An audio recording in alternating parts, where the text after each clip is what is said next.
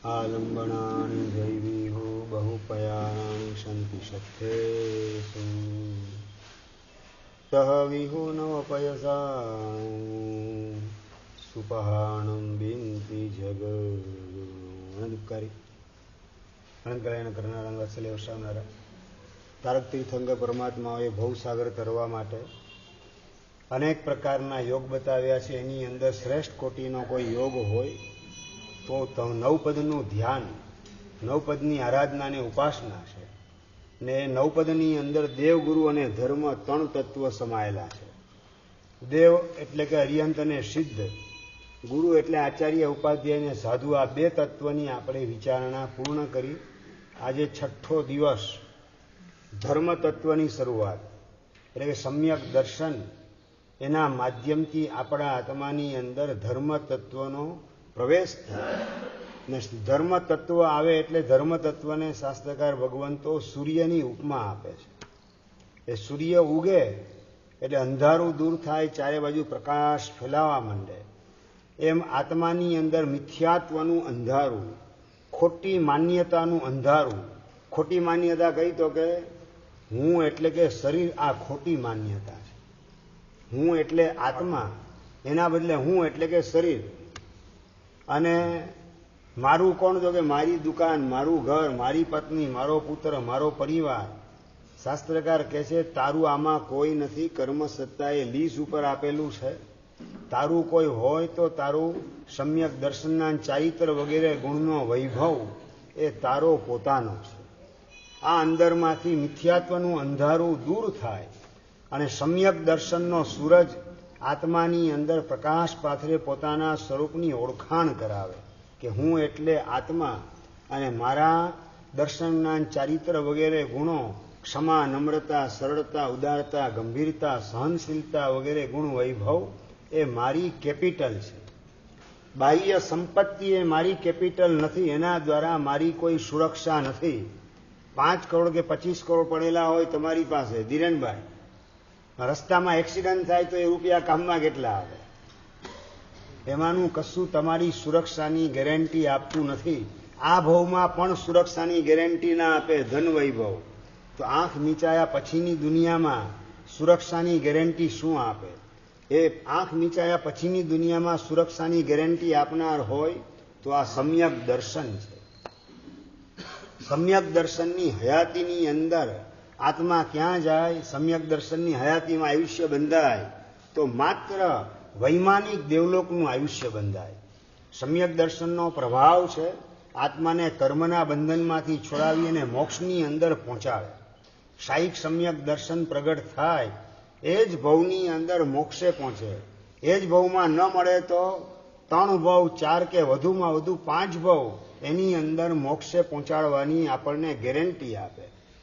अने आपणी पासे रहेलुं क्षयोक्षम भावनुं सम्यक दर्शन, आव जाव करनारुं सम्यक दर्शन। क्षायिक सम्यक दर्शन एटले केवुं विनोदभाई? आव्या पछी क्यारेय जाय नहीं, एनुं नाम क्षायिक सम्यक दर्शन। अने आवजाव करे राखे एवुं सम्यक दर्शन क्षयोक्षम भावनुं ए पण जो टके तो 15 भवनी अंदर मोक्षमां पहोंचाडवानुं काम करे। एने टकावવાનો पुरुषार्थ આપણે કરીએ। શાસ્ત્રકાર કહે 66 સાગરોપમ સુધી ક્ષયોક્ષમ સમ્યક દર્શન ટકી શકે અને 66 સાગરોપમની અંદર સાધના કરતા કરતા કર્મને ખપાવી દે, વધુમાં વધુ 15 ભવની અંદર મોક્ષની અંદર આત્મા પહોંચી જાય। આવા પ્રકારનો પ્રભાવ સમ્યક દર્શનનો છે અને આવું સમ્યક દર્શન એની આરાધના, એની ઉપાસના આજના દિવસે કરવાની છે અને એના માટે સમ્યક દર્શનનું સ્વરૂપ 5 પ્રકારે આપણે સમજીએ। પહેલા નંબરની અંદર દેવાધિદેવ તત્વ અને ગુરુદેવ એ બંને તત્વની અંદરમાં શ્રદ્ધા ઊભી થાય, એનું નામ સમ્યક દર્શન છે।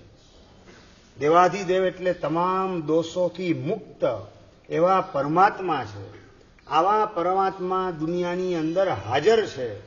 આ પ્રકારની અંદરમાં શ્રદ્ધા અને આ પરમાત્મા બનવાના માર્ગે ચાલતા ચાલતા પોતાના દોષો ઘણા બધા ખતમ કરેલા છે એમને ગુરુ તત્વ તરીકે સ્વીકારે, એમાં ગુરુ તત્વ તરીકેની શ્રદ્ધા ઊભી કરે, એને કહેવાય છે સમ્યક દર્શન. પરમાત્માની શ્રદ્ધા. નાસ્તિક લોકો આત્માની શ્રદ્ધા નથી કરતા, તો આત્માથી આગળ વધીને પરમાત્માની શ્રદ્ધા. અને પરમાત્મા પાછા કેવા તો તમામ દોષોથી મુક્ત અને તમામ ગુણોથી યુક્ત એવા પરમાત્મા છે. એવા પ્રકારની ભીતરમાં શ્રદ્ધા કરવી એનું નામ સમ્યક દર્શન છે. અને પરમાત્મા બનવાના માર્ગે આગળ વધી રહેલા જે હોય અને આગળ વધતા વધતા ઘણા બધા દોષો પોતાના જીવનમાંથી ખતમ કર્યા હોય એને કહેવાય ગુરુ તત્વ કહેવાય છે. જૈન ધર્મની અંદર દરેક આત્માને પરમાત્મા બનવા માટેનો અધિકાર આપવામાં આવેલો છે. ધીરેનભાઈ, જૈન દર્શન દરેક આત્માને પરમાત્મા બનવા માટે અધિકાર આપે છે. પોતાની યોગ્ય, તમે ભારતના નાગરિક છો તો પીએમ બનવાનો અધિકાર તમારો ખરો કે નહીં ટીનુભાઈ? તમે પુરુષાર્થ ન કરો ને ન બની શકો એ જુદી વાત, પરંતુ તમારું પુણ્ય તમને સાથ સહકાર ન આપે ને તમે આગળ ન વધી શકો એ જુદી વાત, પણ ભારતના નાગરિક તરીકે તમારો અધિકાર છે. બસ એ જ રીતે દરેક આત્મા એ પરમાત્મા બનવાના અધિકારી છે. પુરુષાર્થ કરે તો એ પરમાત્મા બની શકે છે. આવા પ્રકારની વિચારણા જૈન દર્શનની અંદર દર્શાવેલી છે. અને એ પરમાત્મા સ્વરૂપ કર્મ મુક્ત એવું પોતાનું સ્વરૂપ પ્રગટ કરવાના માર્ગે આગળ વધી રહેલા ઘણા બધા દોષો, હિંસા, જૂઠ, ચોરી, અબ્રહ્મ, પરિગ્રહ વગેરે દોષો પોતાના જીવનમાંથી જેમણે સમાપ્ત કરેલા છે એવા પ્રકારના આત્મા અને પરમાત્મા બનવાના સ્વરૂપની જ જેને સતત ઝંખના છે, એ સિવાય બીજી કોઈ ઝંખના નથી, એને કહેવાય છે ગુરુ ભગવંત. અને એવા દેવ અને ગુરુની શ્રદ્ધા. દેવ એટલે કે પરમાત્મા. દેવ એટલે લૌકિક દેવ નહીં, દેવ એટલે દેવાધિદેવ. પરમાત્મા એની શ્રદ્ધા તમામ ગુણોથી મુક્ત છે એવા પરમાત્માની શ્રદ્ધા.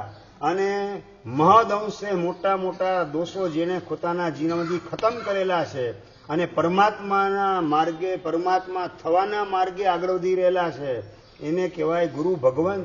એની શ્રદ્ધા એ સમ્યક દર્શન છે. આ પહેલા નંબરની અંદર સમ્યક દર્શનનું આ વ્યવહારથી સ્વરૂપ બતાવ્યું કે દેવ ગુરુ તત્વની શ્રદ્ધા, દેવ ગુરુને ધર્મની શ્રદ્ધા અને પરમાત્માએ બતાવેલા ધર્મની શ્રદ્ધા એ પણ સમ્યક દર્શન કહેવાય.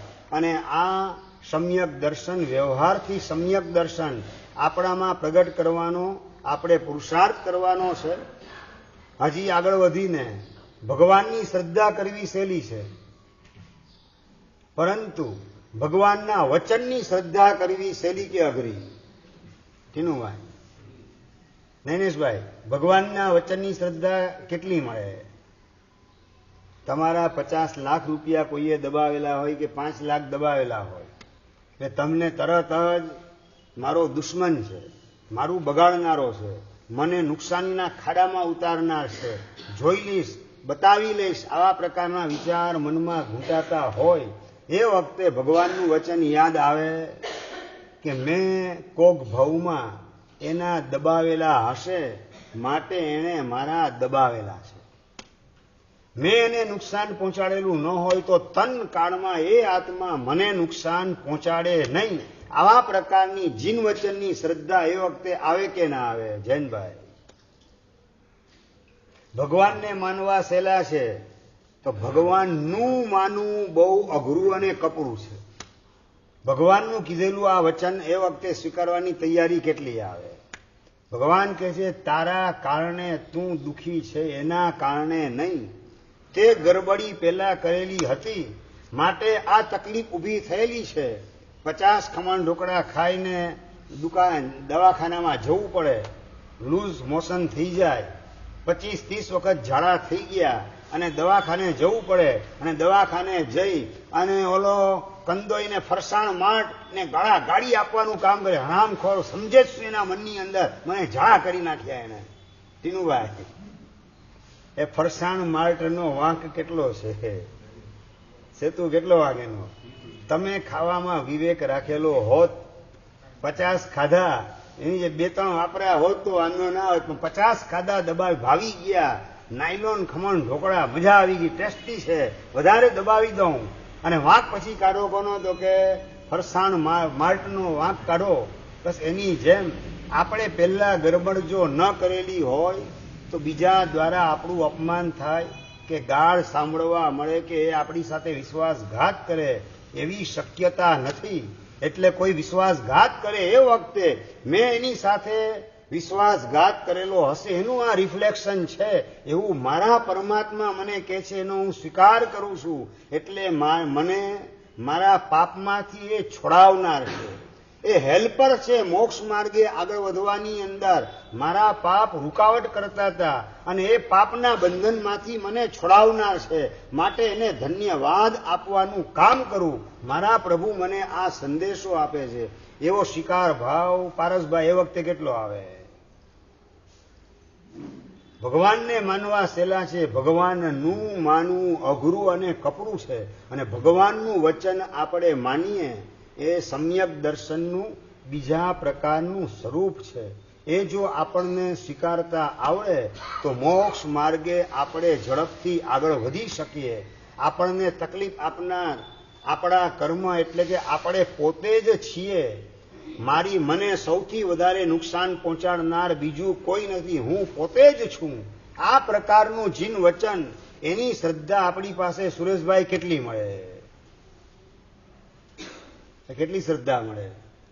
વ્યવહાર સમ્યક દર્શન એનું પણ ઠેકાણું આપણામાં કેટલું છે એ આપણે આપણી જાતને ટકોરો મારીને પૂછવાની આવશ્યકતા છે. જેટલું આ વ્યવહાર સમ્યક દર્શન બળવાન બને તો ગ્રંથિ ભેદ કરી અને ચોથા ગુણસ્થાનકે છલાંગ લગાવીને આપણો આત્મા ગોઠવાઈ જાય અને અર્ધ ઉદ્ગલ પરાવર્તની અંદર આપણો સંસાર સીમિત થઈ જાય. વધારે આપણો સંસાર રહે નહીં અને ભવ તરીકે મનુષ્ય ભવને દેવલોકના ભવ, આ સિવાય ત્રીજી ગતિ એટલે નરક કે તિર્યંજ ગતિ, એમાં આપણો પ્રવેશ ક્યારેય પણ થઈ શકે નહીં. આ પ્રકારની ગેરંટી સમ્યક દર્શન આપે છે. પણ એના માટે જીન વચનની શ્રદ્ધા એ અનિવાર્ય છે. પરમાત્માના વચનનો સ્વીકાર તકલીફ આપનાર બીજું કોઈ નથી. મારા પાપ કર્મને પાપ કર્મ કરનાર હું પોતે, એટલે મારી તકલીફમાં જવાબદાર એકમાત્ર હું છું. આ પ્રકારનું જીન વચન જ્યારે જ્યારે તકલીફ આવે ત્યારે સ્વીકારીએ આપણે પ્રેમથી, એના પ્રત્યેની શ્રદ્ધા ટકાવીએ અને સામેની વ્યક્તિને ઉપકારી માનીએ. કારણ કે ભગવાન કહે છે એ તારો ઉપકારી છે, તને તારા પાપમાંથી છોડાવે છે.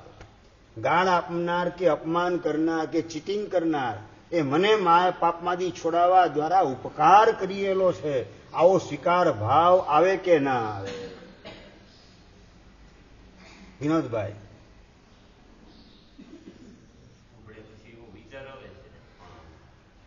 અમલ થાય કે ના થાય? આ અંદરથી જગતમાં જાહેર કરવાની વાત નથી, અંદરથી સ્વીકાર કરવાની વાત છે. દીપકભાઈ, અંદરથી એ મને છોડાવનાર છે એવું લાગે તો સમજવાનું કે ભગવાનના વચનનો સ્વીકાર આપણે કરેલો છે અને આવો સ્વીકાર ભાવ હશે તો મોક્ષ નજીકની અંદર આવશે. આપણે આપણી તકલીફની અંદર મોટા ભાગે જવાબદાર સામેની વ્યક્તિને માનીએ છીએ. અને નંબર 2, તમે જે પૈસા કમાયા એમાં જવાબદાર કોણ? ટીનુભાઈ, તમે જે પૈસા કમાયા એની અંદર જવાબદાર નૈનેશભાઈ? હું પોતે જવાબદાર. હું છું તો આ કરોડ રૂપિયાનો બંગલો બન્યો, હું છું તો આ દુકાન ચાલે છે, હું છું તો આ ઘર ચાલે છે, હું છું તો ઘરને બધું મેનેજ કરવાનું કામ, ઘરની અંદર આ ટીવી ને ફ્રીજ ને બધી સાધન સામગ્રી લાવવાનું કામ મેં કર્યું. બધા ઘરના મેમ્બરને સુખી કરનાર દીપકભાઈ બોલો આગળ, હું પોતે છું. આપણને જેટલા પણ સુખના સાધનો પ્રાપ્ત થાય, સુખ સગવડ ને સુવિધા પ્રાપ્ત થાય, એ બધાની અંદર જવાબદાર આપણે આપણી જાતને માનીએ છીએ. સમ્યક દર્શનનું ત્રીજું સ્વરૂપ છે કે આપણને મળતા સુખ સગવડ ને સુવિધા એ પ્રભુ કૃપાનું ફળ છે. આવો સ્વીકાર કરવામાં આવે તો એ સમ્યક દર્શન એનું ત્રીજું સ્વરૂપ છે. પ્રભુની કૃપા થકી હું સુખી છું. બાકી મારો જન્મ કદાચ ઝૂંપડપટ્ટીમાં થયો હોત, નરકમાં થયો હોત, ઘેટા બકરા તરીકે હું ગોઠવાઈ ગયેલો હોત, મારા ઉપર પ્રભુની કૃપા વરસી રહેલું છે, એનું મીઠું આ ફળ છે. એવો સ્વીકાર ભાવ આપણને કેટલો આવે? રાતના તમે સૂતા હો ત્યારે ગોડાઉનમાં આગ લાગી જાય, ધરતી કંપની અંદર તમારું ઘર બેસી જાય, દુકાન તમારી લૂંટાઈ જાય, આવી બધી શક્યતા ખરી કે નહીં? ટીનુભાઈ, રાતના તમે સૂતા હો ત્યારે આ બધી શક્યતા ખરી કે નહીં વિલ્પેશભાઈ? અને છતાં આમાંનું કશું થતું નથી. એ તમારી આવડતની હોશિયારી, તમારી લાગવગ, શેનું ફળ? માત્ર પ્રભુની કૃપા. ડાયરેક્ટ જોઈએ તો તમારા પુણ્યનો ઉદય, અને પુણ્ય બંધાયું શેના દ્વારા? પ્રભુની આજ્ઞા પાળવા દ્વારા. ભાઈ, જીવોને સાતા આપજે, જીવોના દુઃખમાં તું ભાગ પડાવજે, એના આંસુ લૂછવાનું કામ કરજે, આવું પ્રભુનું વચન. એની આપણે શ્રદ્ધા કરી અને બીજાને દુઃખીમાંથી સુખી કર્યા, બીજાના આંસુ લૂછવાનું કામ કર્યું, બીજાની આંતરડી ઠારવાનું કામ કર્યું, ને એના દ્વારા પુણ્ય બંધાયું. અને એ પુણ્યના કારણે બધું હેમ ખેમ તમારો સંસાર અત્યારે ચાલી રહેલો છે. એટલે હેમખેમ સંસાર ચાલે છે, કોનું ફળ? પુણ્યનું ફળ. પુણ્ય શેના કારણે બંધાયું? પ્રભુના વચનનો અમલ કરવા દ્વારા. અને પ્રભુનું વચન જો પ્રભુએ કેવલના પછી દેશના આપવાનું કામ ન કરેલું હોત, મોક્ષ માર્ગ ન દેખાડેલો હોત, સુખી થવાનો માર્ગ બતાવ્યો ન હોત, તો આપણી પાસે રહેલા વધારાના પૈસા પછી એ જમીન નવી ખરીદવાની અંદર, પ્લોટ ખરીદવાની અંદર વાપરીએ કે જીવદયાની અંદર વાપરીએ? ભાઈ, ભગવાનનું વચન ન મળ્યું હોત તો જમીન ખરીદવામાં પૈસાનો ઉપયોગ કરેલો હોત, જીવદયામાં ઉપયોગ કર્યો ન હોત. મતલબ કે ભગવાનનું વચન મળ્યું તો જીવદયા વગેરેના સત્કાર્ય કર્યા, એનાથી પુણ્ય ઉભું થયું. એ પુણ્ય ઉદયમાં આવ્યું એટલે બધું અત્યારે શરીર પણ હેમખેમ ચાલે છે. હાર્ટ એટેક ને બ્રેન એટેક નથી આવતો. અને આગળ વધીને કોરોનામાં ઘણા બધા ગયા, હું બચી ગયો. એમાં મારી આવડત ને હોશિયારી કે પ્રભુની કૃપા? આપણા પુણ્યનો ઉદય ને એ પુણ્ય બંધાયું પરમાત્માના વચનની આરાધના કરવા દ્વારા. જીવદયા વગેરેનું પાલન કર્યું એટલે પરમાત્માના વચનની આરાધના કરી, અને એ પ્રભુનું વચન આપણને મળ્યું. એ જ પ્રભુની આપણા ઉપર કૃપા છે. અને એ કૃપા થઈ તો અત્યારે બધું મારું હેમ ખેમ ચાલી રહેલું છે. દુકાન અને ઘર બધું વ્યવસ્થિત ચાલે છે, પરિવાર વ્યવસ્થિત ચાલે છે. તમારા કુટુંબની આબરૂના ધજાગરા કાઢે એવા સંતાનો નથી પાક્યા. એ તમારી આવડતની હોશિયારી કે પ્રભુની કૃપાનું ફળ એમ માનો. બસ આ પ્રભુ જે કંઈ પણ આપણા જીવનમાં સારું થાય છે એ પ્રભુની કૃપાનું ફળ છે. એવા પ્રકારનો શિકાર આવે એ સમ્યક દર્શન એનું આંતરિક સ્વરૂપ છે. આપણે તકલીફ એ છે કે જ્યારે જ્યારે પ્રતિકૂળતા આવી તો એની અંદર જવાબદાર સામેની વ્યક્તિને માનીએ, એના ઉપર દ્વેષ અને દુર્ભાવ કરીએ. અને જેટલા પણ સુખ સગવડ સુવિધાના આપણે અનુભવ કરતા જઈએ એમાં અંદર જવાબદાર હું પોતે છું. બે જગ્યા ગરબડ કરીએ. બે બાજુ મીણબત્તી સળગે એટલે ઝડપથી ખલાસ થાય, ખતમ થાય. મોક્ષ માર્ગ આપણો સમાપ્ત થઈ જાય, ખલાસ થઈ જાય, એનાથી ભ્રષ્ટ થઈ જઈએ આપણે. એટલે આપણા દુઃખની અંદર ભગવાનના વચનની શ્રદ્ધા રાખીને જવાબદાર હું છું, બીજા કોઈની, એવો સ્વીકાર ભાવ લાવીએ. અને આપણા સુખ સગવડ સુવિધા અનુકૂળતા બધાની વચ્ચે આપણે જવાબદાર છે માનવાના બદલે પ્રભુની કૃપા મારા ઉપર વરસી રહેલી છે, એનું આ ફળ છે. આ સમજી રાખો. જૈન દર્શન એમ નથી કહેતું કે તમે પાપ કરશો તો ભગવાન તમને નરકમાં મોકલશે. નંબર 2, જૈન દર્શન એમ નથી કહેતું કે તમે સત્કાર્ય કરશો તો ભગવાન તમને દેવલોકમાં મોકલશે. એમ જૈન દર્શન નથી માનતું. પણ જૈન દર્શન શું કહે છે કે પ્રભુના વચનનું પાલન કરશો તો પાલન કરવા દ્વારા ઊભું થયેલું પુણ્ય તમને સદગતિમાં પહોંચાડશે.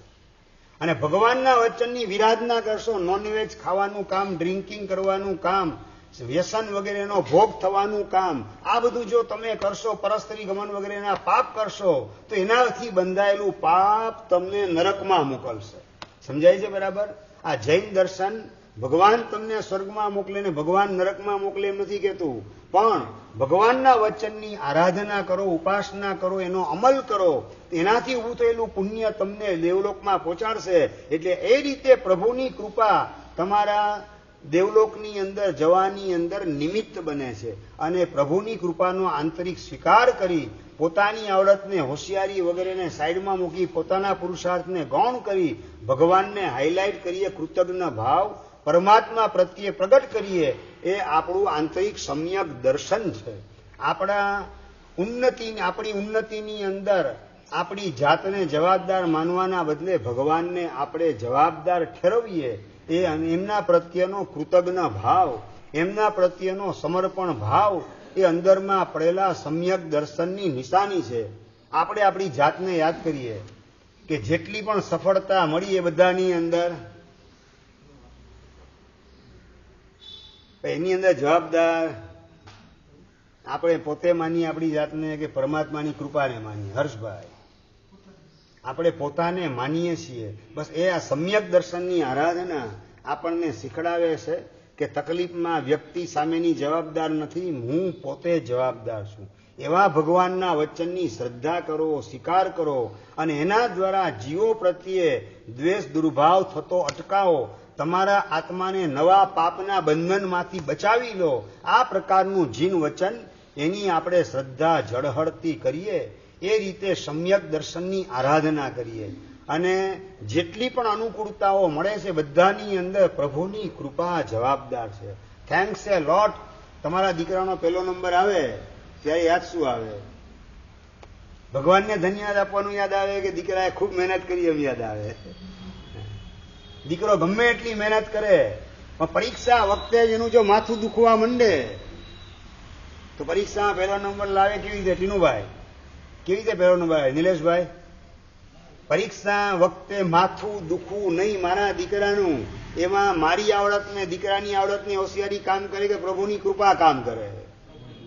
એટલે પહેલો નંબર આવ્યો એમાં પ્રભુની કૃપા, એવું યાદ આવે.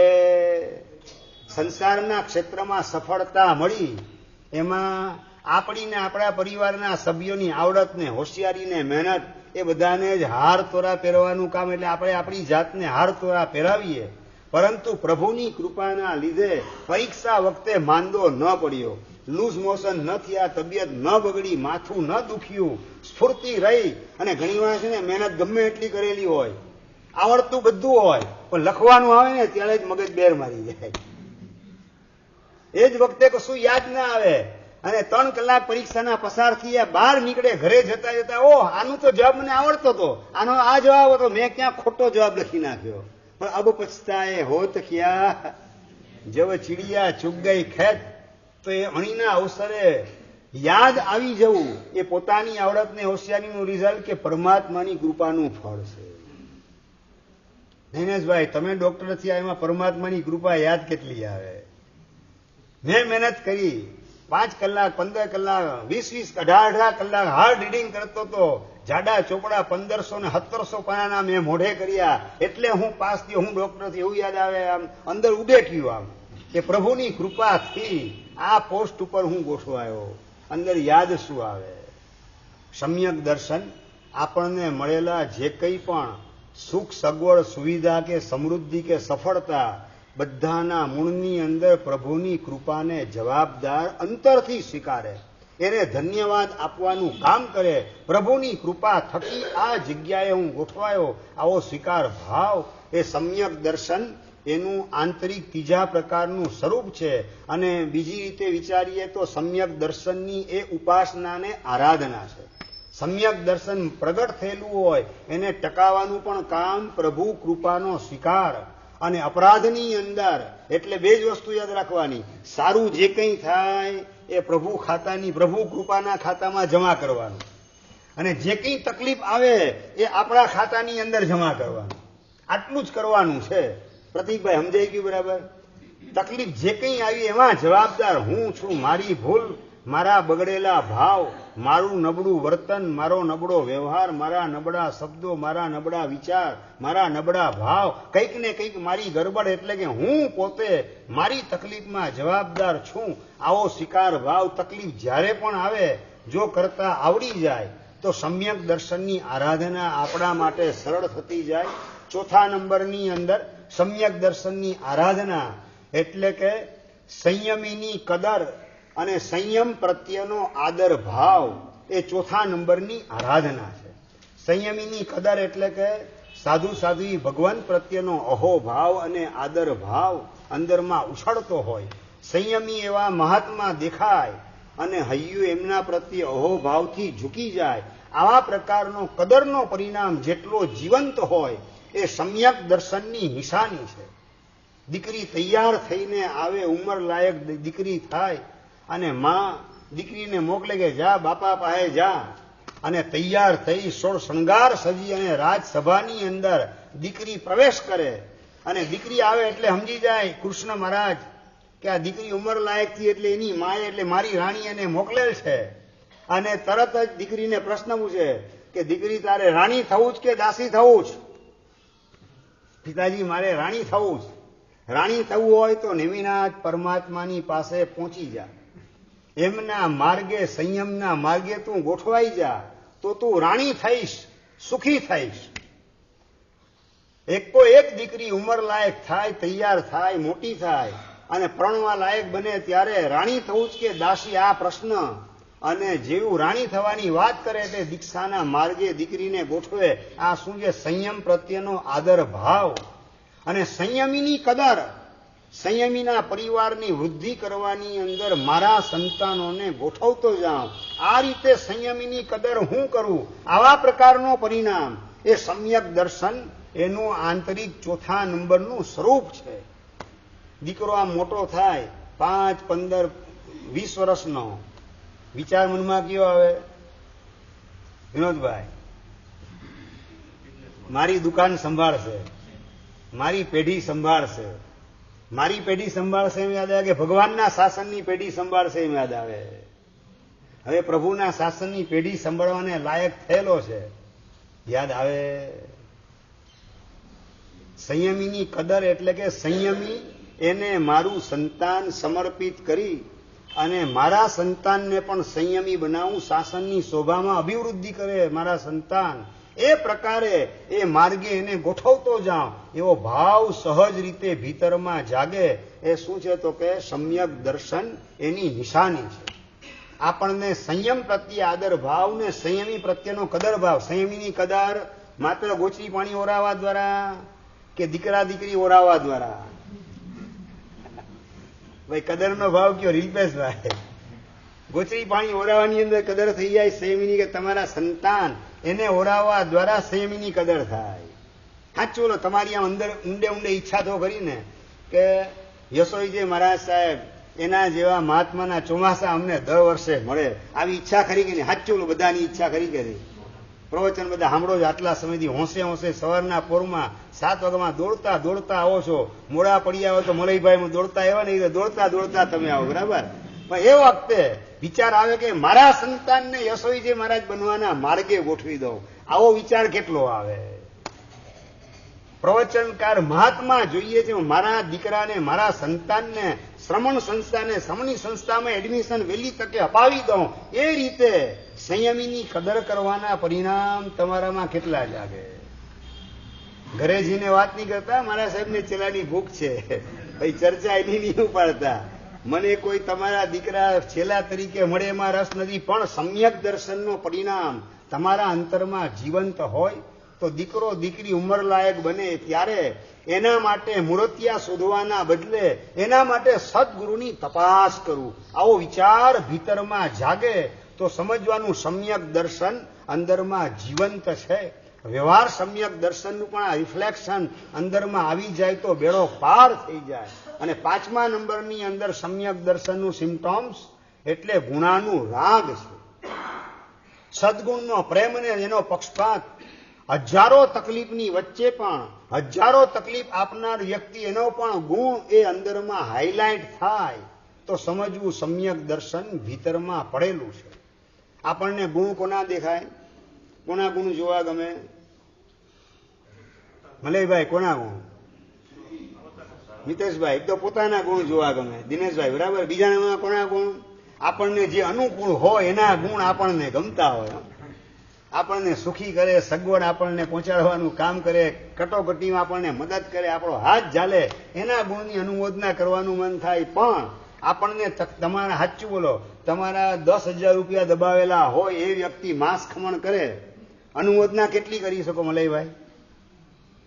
આખો સંઘ એની અનુમોદના કરતો હોય, તમે અનુમોદના કરી શકો કે ના કરી શકો? તમારા 10,000 દબાવેલા હોય, તમારા લાખ રૂપિયા દબાવેલા હોય અને માંસ ખમણ કરેલું હોય, સુરેશભાઈ, એ માંસ ખમણની અનુમોદના થાય? હું માંસ ખમણ અનુમોદના કરો? મારા લાખ રૂપિયા દબાવીને બેઠો જ, તમે ઓળખતા નથી, તરત એનો વીક પોઈન્ટ હાઇલાઇટ કરો કે એને માંસ ખમણને હાઇલાઇટ કરો. જો માંસ ખમણ કરેલું છે એમાં ગડબડ બિલકુલ નથી, એકદમ પ્રમાણિકપણે કરેલું છે. અને તમારા લાખ રૂપિયા દબાયેલા છે એની અંદર તમે એના પૂર્વભૂમાં દબાવેલા એ જવાબદાર છે. સમજાય જ ને? બરાબર. તમે ન દબાવ્યા હોય તો એ તમારા ન જ દબાવે. એ ત્રિકાલ અબાધિત સિદ્ધાંત છે. એનો સ્વીકાર કરી મારા કર્મનો ઉદય એટલે એને મારા લાખ રૂપિયા દબાવ્યા, પણ માંસ ખમણ અદભુત એને કરેલું છે. એ માંસ ખમણને અંદરમાં હાઇલાઇટ કરી એની અનુમોદના જાહેરમાં તમે કેટલી કરી શકો? સમ્યક દર્શન અંદરમાં છે કે નહીં એની નિશાની. જે પણ સત્કાર્યો થાય સંઘમાં, સમાજમાં, એ બધાની અનુમોદનાનો પરિણામ ભીતરમાં જીવંત હોય તો સમ્યક દર્શન આપણી પાસે છે. યુવાનો કેટલાય સમયથી મહેનત કરી ભુજના 1-2 નહીં 7 સંઘના યુવાનો, યુવક મંડળો અને સભ્યો ઉલ્લાસને ઉમંગથી ભગવાન મહાવીર મહારાજાના જન્મ કલ્યાણની ઉજવણીની તૈયારીમાં લાગેલા છે. એ બધાની અનુમોદનાનો ભાવ, એના ગુણની પ્રશંસા કરવાનો પરિણામ આપણામાં કેટલો જાગે? કેટલી મહેનત રાતના ઉજાગરા કરી અને પ્રેક્ટિસ કરે, બેન્ડ માટે પણ પ્રેક્ટિસ કરે અને અલગ અલગ પોતે ભાગ ભજવવાનો એના માટેની પ્રેક્ટિસ કરે. આ વખતે તો વિશિષ્ટ પ્રકારનું આયોજન થયેલું છે. આવતીકાલે બરાબર 8:30 વાગે સમણ ભગવાન મહાવીર મહારાજાના જન્મ કલ્યાણકની શોભાયાત્રા, રથયાત્રા, એની બરાબર શરૂઆત થઈ જાય. સમય યાદ રાખજો, હું 8:30 જોઈન થઈ જઈશ એમાં. એટલે તમારે સમય સાચવવો એ બહુ જરૂરી છે. તે સમયને સાચવશો તો સમય તમને સાચવશે. સમયને નહીં સાચવો તો તમને સમય સાચવવાનું કામ નહીં કરે. ભગવાન મહાવીર મહારાજના કલ્યાણકની અંદર ચતુર્વિધ સંઘ એ તો છે જ, અને સરસ મજાનો શણગારેલો રથ, એને યુવાનો ખેંચવાનું કામ કરતા છે પ્રભુજીના રથને. સાથે સાથે મહત્વની વાત કે વિશાળ ફ્લોટ ઉપર પ્રભુજીનો જન્મ મહોત્સવ ભવ્ય રીતે એની ઉજવણી પણ ચાલુ રથયાત્રા દરમિયાન કરવામાં આવશે. જનતા ઘરની પાસે સમણ ભગવાન મહાવીર મહારાજાનો જન્મ થાય એનું સૂત્ર જે કલ્પસૂત્રની અંદર આવે છે, 5મા દિવસે સપના ઉતરે ને એ સૂત્ર સાંભળવા માટે જેમ તમે અત્યારે ઉત્કંઠિત હો છો, એની આતુરતાપૂર્વક રાહ જોતા હો છો, તો એ જન્મનું સૂત્ર એ જનતા ઘર પાસે તમને સાંભળવા મળશે. જન્મ કલ્યાણક આવતીકાલે હોવાના કારણે જન્મસૂત્ર આવતીકાલે સાંભળવા મળશે. એ ઉપરાંત જનતા ઘર પાસે ભવ્ય એવા મેરુ પર્વતની રચના કરવામાં આવશે. પરમાત્માનો અભિષેકનું આયોજન પણ હશે. અને 45 આગમો, આવતીકાલનો દિવસ એ સમ્યક જ્ઞાનની આરાધનાનો દિવસ, એટલે જ્ઞાનના પ્રતિકરૂપ 45 આગમો, એની પણ ભવ્ય ગોઠવણી, એ પણ એની રચના પણ તમને આગમની અંદર જોવા મળશે, રથયાત્રામાં જોવા મળશે. એ ઉપરાંતની અંદર ભારતભરના 400થી વધુ વીએસજીના યુવાનો, એની અંદર આપણા કચ્છના વીએસજીના ગ્રુપો, એમણે આ વર્ષે, ગયા વર્ષે ટ્રોફી મેળવેલી છે 9મા નંબરે. એ ટ્રોફી જે છે એ પણ એક ફ્લોટની અંદર ગોઠવવામાં આવેલા છે. મયુરાસનની અંદર ધર્મધજા મહાવીર સંગીત કલા મંડળ એ પણ લઈને આગળ વધતું હશે. અને શૈલભાઈ શાહ ઓર્કેસ્ટ્રા સાથે આવી અને જય જય જય તિસલા નંદન આખું ભવ્ય ગીત સુરાવલી સાથે ગાવાનું કામ કરતા હશે. શાસન ધ્વજ, એની સાથે શિસ્તબદ્ધ રીતે બાળકો સાયકલ ચલાવતા જોવા મળશે. ભુજના તમામ સંઘો દ્વારા ભગવાન મહાવીર મહારાજાના જન્મ કલ્યાણકનો સંદેશ આપતી કમાનો રસ્તાની અંદર ગોઠવાયેલી તમને રથયાત્રાના માર્ગમાં જોવા મળશે.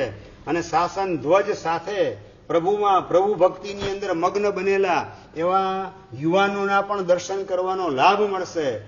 ચતુર્વિધ સંઘના દર્શન કરવા દ્વારા આપણી આંખો એ નિર્મળ બને, પવિત્ર બને. અને એમાં પણ આપણે સૌએ મહત્વનું ધ્યાનમાં રાખવા જેવી બાબત હોય તો એ છે કે આ શોભાયાત્રા, રથયાત્રા એને આપણે જોવાની હોય કે એમાં સામેલ થવાનું હોય? ટીનુભાઈ, આ મુસલમાન લોકોના જે તાજિયા નીકળતા હોય ને એની અંદર એ લોકો આમ સાઈડમાં જોવા માટે ઉભેલા હોય કે એની અંદર ઇન્વોલ્વ થયેલા હોય? અને આપણે આ રથયાત્રા નીકળે એની અંદર બેનો બધા ઇન્વોલ્વ થયેલા હોય કે સાઈડમાં ઉભા જોવાનું કામ કરતા હોય? આપણને તડકો ન લાગી જાય, સાઈડમાં છાયામાં ઉભા રહીને વરઘોડો જોવાનું કામ કરો, રથયાત્રા જોવાનું કામ કરો. આવી ભૂલ આપણે કરવાની નથી.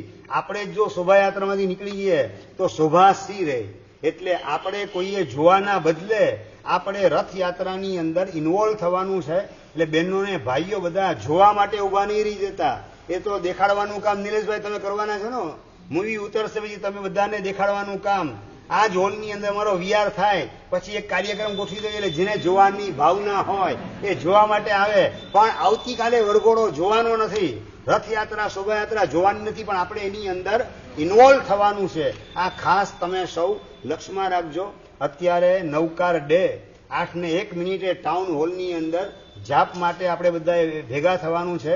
એટલે પ્રવચન અત્યારે એને વિરામ આપવામાં આવે છે.